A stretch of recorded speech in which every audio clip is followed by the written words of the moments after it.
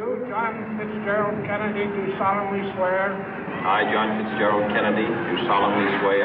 That you will faithfully execute the office of President of the United States. That I will faithfully execute the office of President of the United States. And will, to the best of your ability. And will, to the best of my ability. Preserve, protect, and defend the Constitution of the United States. Preserve, protect, and defend the Constitution of the United States. So help you God. So help me God.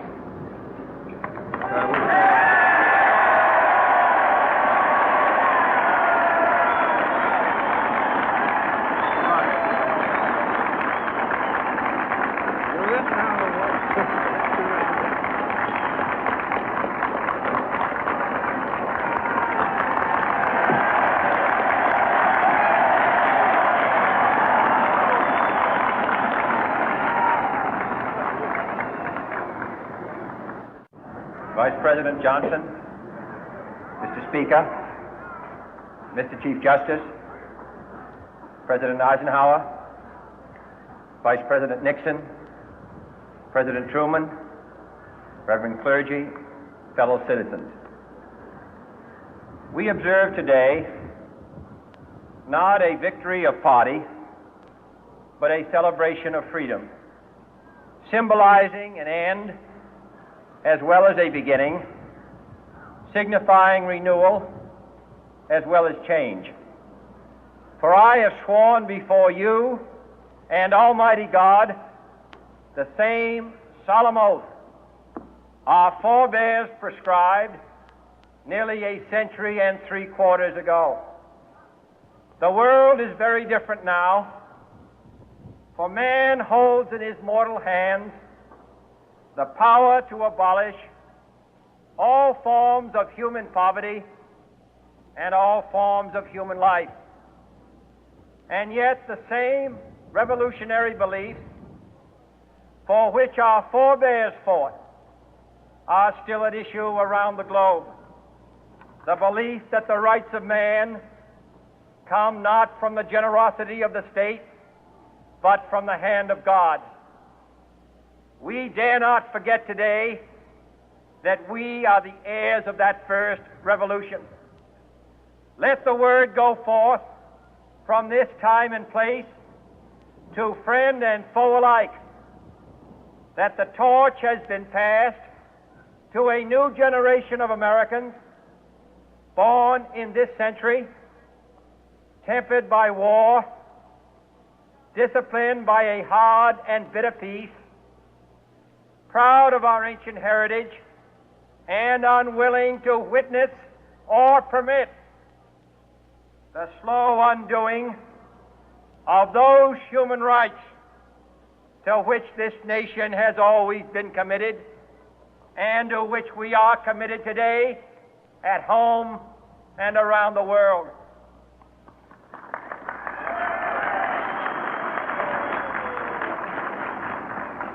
Let every nation know, whether it wishes us well or ill, that we shall pay any price, bear any burden, meet any hardship, support any friend, oppose any foe to assure the survival and the success of liberty.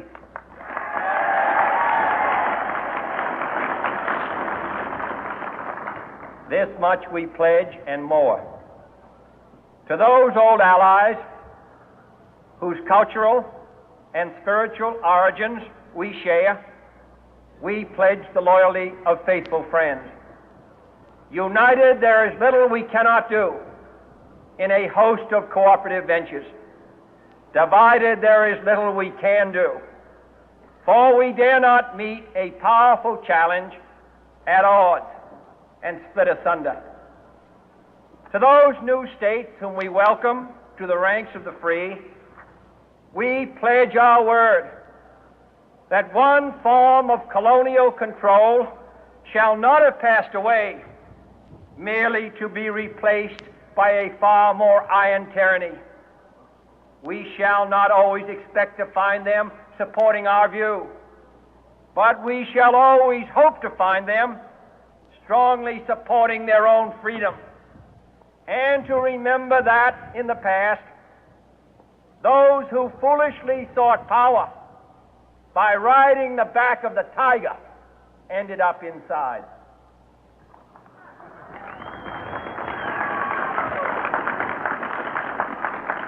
To those people in the huts and villages of half the globe struggling to break the bonds of mass misery, we pledge our best efforts to help them help themselves for whatever period is required, not because the communists may be doing it, not because we seek their votes, but because it is right. If a free society cannot help the many who are poor, it cannot save the few who are rich.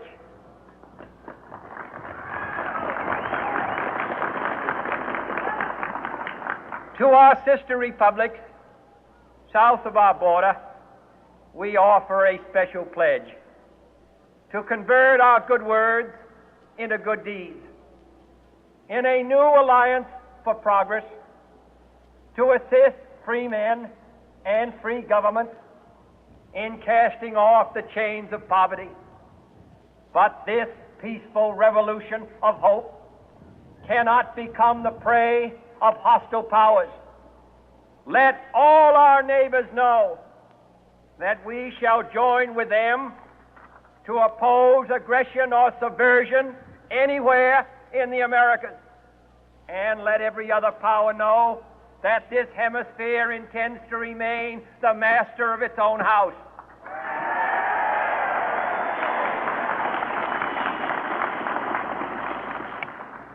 To that world assembly of sovereign states, the United Nations, our last best hope, in an age where the instruments of war have far outpaced the instruments of peace, we renew our pledge of support to prevent it from becoming merely a forum for invective, to strengthen its shield of the new and the weak, and to enlarge the area in which its writ may run.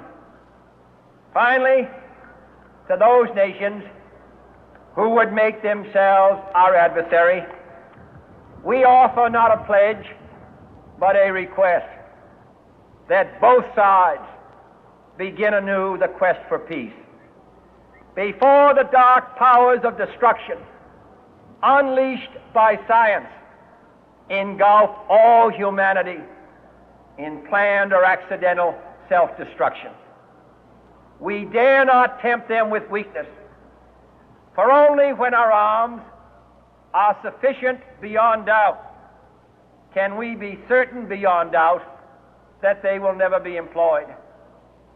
But neither can two great and powerful groups of nations take comfort from our present course, both sides overburdened by the cost of modern weapons, both rightly alarmed by the steady spread of the deadly atom, yet both racing to alter that uncertain balance of terror that stays the hand of mankind's final war.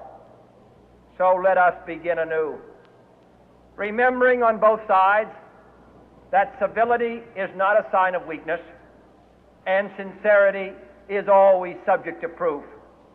Let us never negotiate out of fear, but let us never fear to negotiate.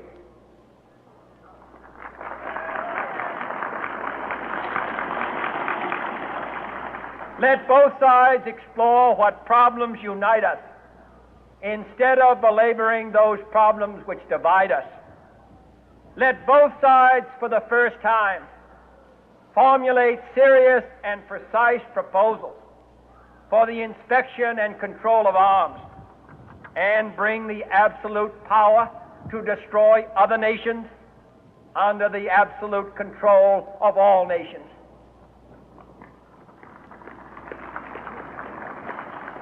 Let both sides seek to invoke the wonders of science instead of its terrors. Together, let us explore the stars, conquer the deserts, eradicate disease, tap the ocean depths, and encourage the arts and commerce. Let both sides unite to heed in all corners of the earth the command of Isaiah to undo the heavy burden and let the oppressed go free. And if a beachhead of cooperation may push back the jungle of suspicion, let both sides join in creating a new endeavor, not a new balance of power, but a new world of law, where the strong are just and the weak secure and the peace preserved. All this will not be finished in the first 100 days, nor will it be finished in the first 1,000 days, nor in the life of this administration, nor even perhaps in our lifetime on this planet. But let us begin.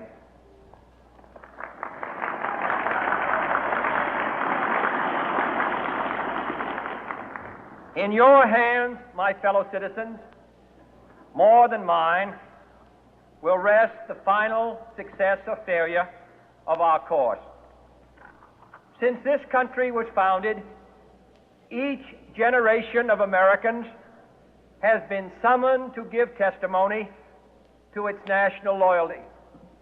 The graves of young Americans who answered the call to service surround the globe.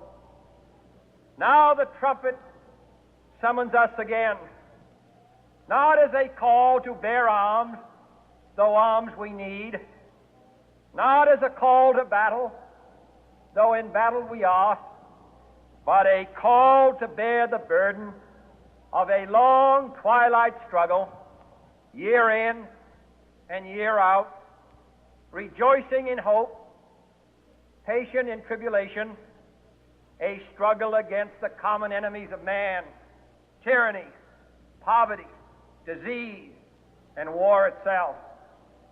Can we forge against these enemies a grand and global alliance, north and south, east and west, that can assure a more fruitful life for all mankind? Will you join in that historic effort?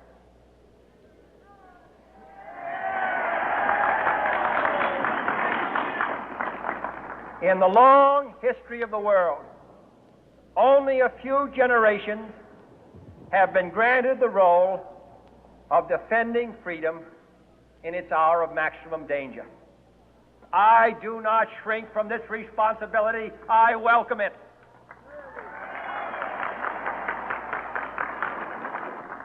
I do not believe that any of us would exchange places with any other people or any other generation. The energy, the faith, the devotion which we bring to this endeavor will light our country and all who serve it. And the glow from that fire can truly light the world. And so, my fellow Americans, ask not what your country can do for you, ask what you can do for your country.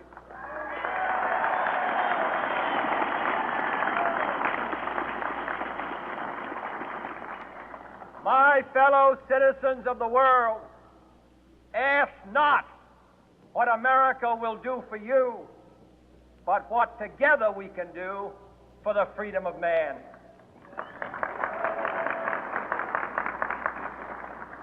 Finally, whether you are citizens of America or citizens of the world, ask of us here the same high standards of strength and sacrifice which we ask of you. With a good conscience, our only sure reward, with history the final judge of our deeds, let us go forth to lead the land we love